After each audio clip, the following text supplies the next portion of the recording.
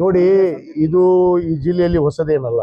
ಇದು ನಮ್ಮ ತಂದೆಯವ್ರ ಕಾಲದಿಂದ ಇದ್ದಂಥದ್ದು. ಯಾಕಂದ್ರೆ ಅವರು ಸಚಿವರಾದಾಗ ಬಾಗಲಕೋಟೆ ಜಿಲ್ಲಾ ಉಸ್ತುವಾರಿ ಆಗ್ಬೇಕು. ಆ ಉಸ್ತುವಾರಿ ಆಗೋದಕ್ಕೆ ಅನೇಕ ಜನ ಅವಾಗ ವಿರೋಧ ಮಾಡಿ ಬಿಜಾಪುರ ಜಿಲ್ಲೆಗೆ ಉಸ್ತುವಾರಿ ಮಾಡಿದ್ರು. ಇಲ್ಲಿ ಸನ್ಮಾನ್ಯ ಬಿಬಿ ಚಿಮ್ಮಿನಕಟ್ಟಿ ಸಾಹೇಬ್ರನ್ನ ಉಸ್ತುವಾರಿ ಇದ್ರು. ಅವರು ನಮ್ಮವರೇ, ನಮ್ಮ ಪಕ್ಷದ ಹಿರಿಯ ನಾಯಕರು. ಇವತ್ತು ಇದು ಏನಂತಾರಲ್ಲ, ಕುತಂತ್ರ ರಾಜಕಾರಣಿ, ಷಡ್ಯಂತ್ರ ಇವೆಲ್ಲ ಇದ್ದೇ ಇದಾವೆ. ಸ್ವಪಕ್ಷದವ್ರು, ನಮ್ಮ ವಿರೋಧದವ್ರು ಯಾರು ನಮ್ಮ ಮುಂದೆ ಬಂದಿರೋ ತಾಕತ್ತು ಇಲ್ಲ, ದಮ್ಮು ಇಲ್ಲ.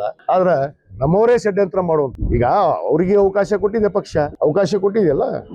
ಯಾರ್ಯಾರು ಮಾತಾಡಿದಾರೆ ನಾನು ನೋಡಿದ್ದೀನಿ, ನೀವು ಹೇಳೋದು ಮಾಧ್ಯಮದಲ್ಲಿ ಬಂದಿದೆ.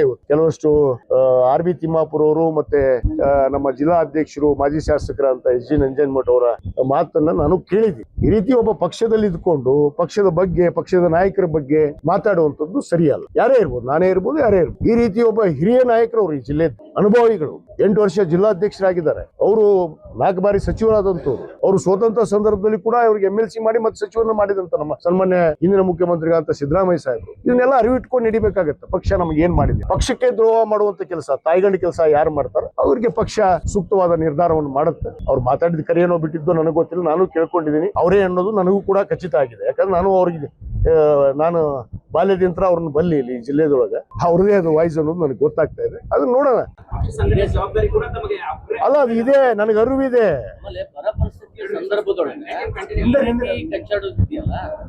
ನೋಡಿ, ಕಚ್ಚಾಟ ಏನಿಲ್ಲ ನನ್ನ ಹತ್ರ, ಯಾವುದೇ ಕಚ್ಚಾಟನೂ ಇಲ್ಲ. ನಾ ಕಚ್ಚಾಟಕ್ಕೂ ಹೋಗಿದ್ದಿಲ್ಲ. ಅವ್ರವ್ರು ಮಾತಾಡ್ಕೊಂಡಿದ್ದಾರೆ. ಅವ್ರಿಗೆ ಏನ್ ನೋವಾಗಿದೋ ಗೊತ್ತಿಲ್ಲ. ನಾವು ಸಹಜವಾಗಿ ಕೆಲವಷ್ಟು ಜನಕ್ಕೆ ಇರ್ತದ, ನೋವಾಗತ್ತಂತ. ಅವ್ರಿಗೆ ಅವಕಾಶ ಕೊಟ್ಟಿದೆಯಲ್ಲ ಪಕ್ಷ, ಅದನ್ನು ಹೇಳ್ಬೇಕಲ್ಲ, ಅದನ್ನು ಹೇಳ್ಬೇಕು. ಯಾರ್ಯಾರ ಮೇಲೆ ವಿನಾಕಾರಣ ದುಡ್ಡಿನ ಆರೋಪ ಮಾಡೋದು 80%. ನಾನು ಕೇಳಿದೀನಿ, ನಾನೇ ಹೇಳ್ತೀನಿ, 80% ದುಡ್ಡು ತಗೊಂಡೇ ಇವತ್ತು ಸಚಿವ ಸಂಪುಟ ಮಾಡಿದಾರೆ ಅನ್ನೋದು. ಮತ್ತು ಆ ಪಾಪ ನಮ್ಮ ನಾಗೇಂದ್ರ ಬಗ್ಗೆ, ಅವ್ರ ಬಗ್ಗೆ ಕೇಸ್ ಇದೆ, ಅವ್ರ ಬಗ್ಗೆ ಹೆಂಗ್ ಮಾಡಿದ್ರು ಅನ್ನೋದು. ವೇಣುಗೋಪಾಲ್ ಅವರಿಗೆ ಏಕವಚನದಲ್ಲಿ ಮಾತಾಡುವಂಥದ್ದು, ಹುಚ್ಚರು ಅಂತ ಅನ್ನೋದು.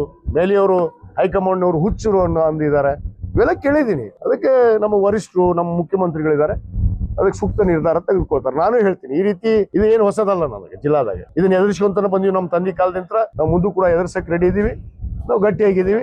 ಪಕ್ಷ ನಮ್ಮನ್ನು ಗುರುತಿಸಿದೆ. ಪಕ್ಷಕ್ಕೆ ನಾವು ನಿಷ್ಠೆಯಾಗಿ ಇವತ್ತು ಜನರಿಗೋಸ್ಕರ ಏನು ಜನ ನಮಗೆ ನಿರೀಕ್ಷೆ ಮಾಡಿ ನಮ್ಮನ್ನ ಗುರುತಿಸಿ ಇವತ್ತು ಶಾಸಕರು ಮಾಡಿದ್ದಾರೆ, ಅವ್ರಿಗೋಸ್ಕರ ನಾವು ಏನ್ ಮಾಡ್ಬೇಕು ಸರ್ಕಾರದಲ್ಲಿ ಆ ಬದ್ಧತೆ ಅರಿವು ಇಟ್ಕೊಂಡು ನಾವು ಕೆಲಸ ಮಾಡ್ತೀವಿ.